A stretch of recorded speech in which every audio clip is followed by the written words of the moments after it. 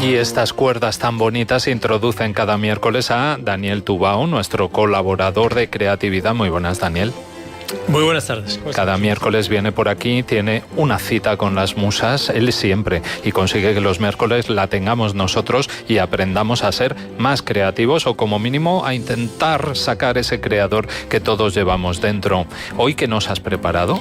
Pues hoy he preparado, vamos a hablar de la ducha creativa. Precisamente hoy en el estudio hace mucho calor, así que sería bueno una ducha fría creativa, ¿no? Y tanto. Claro, esto ya lo introduciste un poco la semana pasada, ¿no? Es un poco insólito eso de la creatividad en la ducha. Que efectivamente.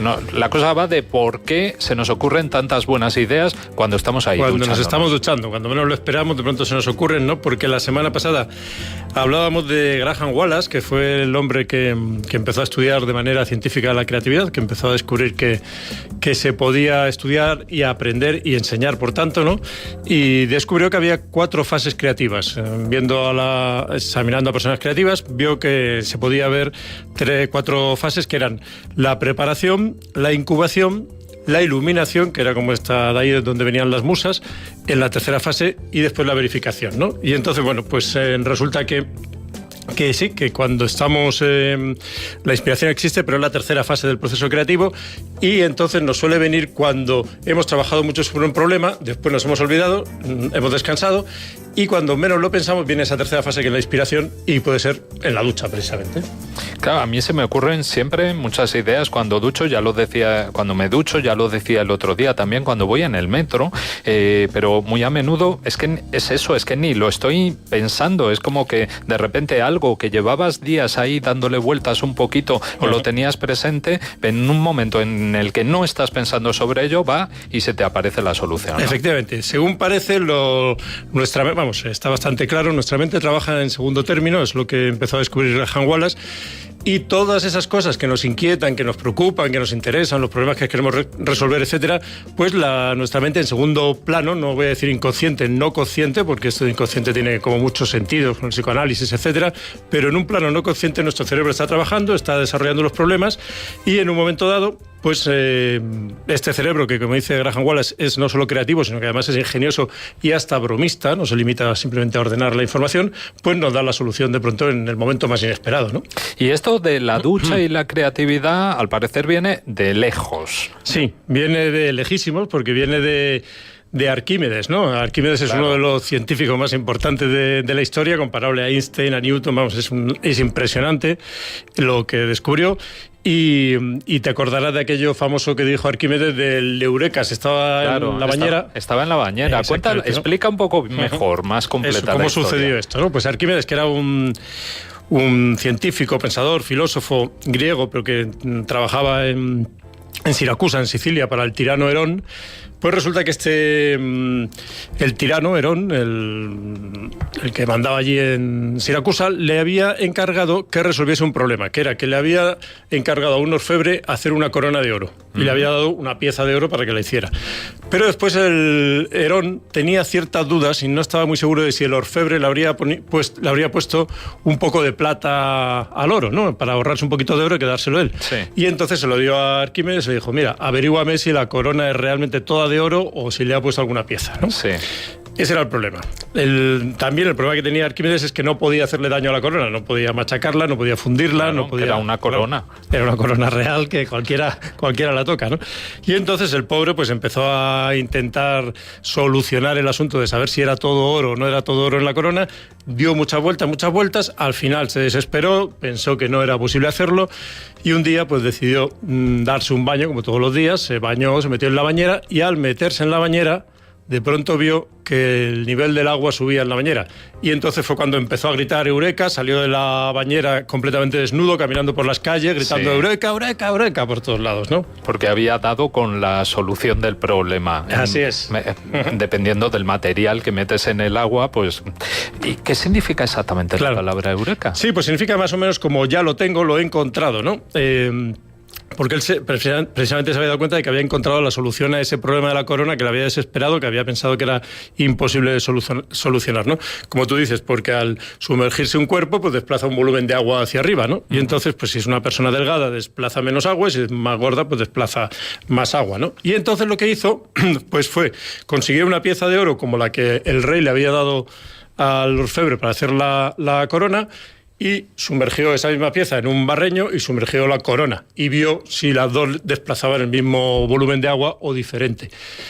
Y hay dos versiones. Una versión dice que descubrió que sí, que había puesto un poquito de plata el orfebre y entonces no sé si lo condenaron a muerte, y otra versión dice que no, que era honrado y que todo era oro y que las dos, la bola de oro y la corona levantaron la misma cantidad de agua, ¿no? Bueno, yo la explicación no me acaba de quedar del todo clara, pero no creo que este sea el lugar para ello, ¿no? Pero lo importante, desde luego, es que Arquímedes tuvo esa inspiración mientras se bañaba. Efectivamente. Y en el caso de Arquímedes, pues claro, realmente el hecho de que se bañara, de que se elevara el agua, etcétera, tiene que ver con la solución. Pero la mayoría de las veces, cuando se nos ocurren ideas, cuando nos bañamos, cuando nos duchamos, no tiene nada que ver con que se desplace agua ni nada parecido, sino, por ejemplo, también lo dice Woody Allen, dice que a él se le ocurren todas las ideas en la ducha, que siempre se está duchando y ahí es donde se le vienen las ideas para hacer una película, ¿no? Y a todos nos pasa un poco. A mí me pasa, por ejemplo, también nos pasa cuando paseamos, por ejemplo, cuando limpiamos la casa, y a mí particularmente cuando friego los platos. Cuando friegas los platos. Cuando friego los platos. Fíjate, además siempre ahí tú también con el elemento agua. Sí, efectivamente. Es inspirador, de alguna manera. A lo mejor por esto del ruidillo que hace el agua al caer, etcétera. Pero a mí me pasaba tanto con lo de los platos que en un momento dado decidí que ponerme una grabadora de estas de casete, y entonces ponía la grabadora conectada mientras fregaba los platos e iba hablando a la grabadora a medida que se me ocurrían, claro. Ahora lo hago con un móvil, ¿no? Ya es más sencillo, ¿no? Pero sí. Bueno, el caso es que, no sé, a mí no se me ocurren muchas cosas cuando friego los platos, pero... Pero seguro que hay otras circunstancias donde se te ocurren, porque un paseo, por ejemplo... Sí, no, y en el metro un montón. se ocurren. O por la mañana cuando vengo aquí. Claro. ¿Por qué pasa esto? Pues muchas veces sucede porque en realidad nos pasan las situaciones en las que tenemos que hacer otra cosa, normalmente una cosa mecánica como fregar los platos, y no pensamos que en ese momento tenemos que hacer algo importante. Entonces, digamos que nos relajamos, estamos haciendo una cosa mecánica, dejar los platos bien limpios, y entonces nos viene la idea. Pero suele venir siempre, y eso es lo que decíamos de las fases de la creatividad, porque antes hemos trabajado sobre el problema, como le pasó a Arquímedes, porque nos hemos un poco olvidado, porque hemos llegado a estar hartos ya del problema, y habiéndolo dejado de pronto, pues nos viene esa inspiración, ¿no? O sea, que podríamos decir que pensando en esas musas que dan nombre a la sección, ¿no? Las musas nos visitan porque antes las hemos llamado, las hemos convocado. Así es, ¿no? En vez de tener que, en vez de esperar sentados, durmiendo a que se nos venga la inspiración, lo que tenemos que hacer es provocarla un poco, ¿no? Tenemos que poner los elementos para que las musas acudan. Lo que pasa que ellas también acuden un poco cuando quieren, cuando les da un poco la gana, ¿no? Entonces, por eso pasa esto de que pensamos mucho en el problema, trabajamos en él, y después, cuando lo damos por imposible, es cuando ellas, pues fíjate, un poco ahí como para fastidiar, dicen, pues ahora te doy la solución, ¿no? Ahora que ya has renunciado a tenerla, entonces viene la solución y viene la inspiración, ¿no? Pues me encanta eso de que el cerebro trabaje para nosotros mientras nosotros estamos a otra cosa. Sí, eso es muy importante. Lo que pasa que lo que hay que tener en cuenta es que trabaja para nosotros, pero nosotros tenemos que informarle de qué cosas nos preocupan para que realmente trabaje efectivamente. Si no se lo decimos, pues entonces no lo entenderá, ¿no? De eso hablaremos en otros programas, ¿no? Oye, Daniel, ¿tienes alguna recomendación creativa hoy? Pues sí, tengo una recomendación. Como hemos hablado un poco de Arquímedes, de las matemáticas, etcétera, y como no vamos a explicar aquí matemáticas, pero sí voy a recomendar un gran libro sobre matemáticas para el lector que no sabe nada de matemáticas. A ver, entonces, el libro perfecto para el lector que no sabe de matemáticas, pero quiere saber de matemáticas. Eso es. Este es un libro que se llama Matemáticas e Imaginación. Está escrito por Kastner y Newman, y se publicó en 1940. Fue un bestseller en ese momento, pero afortunadamente con las matemáticas no se van modificando y sigue siendo igual de válido. Y es una fantástica introducción para el lector que no sabe nada de matemáticas, para conocer la imaginación, la creatividad que se esconde detrás de las matemáticas. Te cuento un detalle curioso, que es Google. La página Google procede de este libro. ¿Qué me dices? Así es.